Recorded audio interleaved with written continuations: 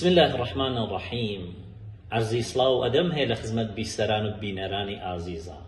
جۆزئی سیانزەی قورئانی پیرۆز بە دوای ئەوەی کە بەحسی داستان و چیرۆکی پێغەمبەرانەکە وەکو نوح، ئیبراهیم درود و سەلامی خوای لەسەر بێ، دەرسایەکی زۆر گەورە لە ئەهمیەتی تەفەکر و دەتەبور لە ئاياتی قورئانە. بەحسی جەهانی هەستیەکە کە ئێمە عیبرەتی لێوەرگرین، پەندی لێوەرگرین.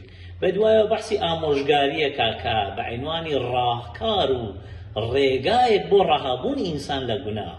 لە کوللا جوزئی سیانزە نکاتێکی زۆر ئەهمیەتدار ئەرزشمەند لە ژیانی ئینسانە، لە ژیانی حتا کۆمەڵگەی بەشەریەتشە بەحسەکە کە بە عینوانی ڕاهگۆشایەک مەسیری ژیان بە ئێمە نیشانەیە. یەکێ لەوانە کە زۆر ئەساسە ئەوەیە کە ئینسان مراقبی نەفسی خۆی بێ، ئەوەی کە نافس فقط بە خراپەکاری فەرمانەیە. لە زمانی پێغەمبەری خۆشەویست یوسفەوە کە پاکدامن بووە، بە پاکی خۆی و بە بێگوناهی خۆی ئیقرارەکە، ئەفەرمێ وما ئوبەرئ نەفسی ئین النەفس لەئەمارەة بالسوء.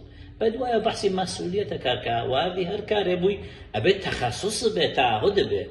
بەدوایە نکتەیەکی زۆر کلیدی کە ئەمڕۆ نیازمان پێێتی ئەوەیە کە لە دایک و باوکت دوعا داوا بکەیت.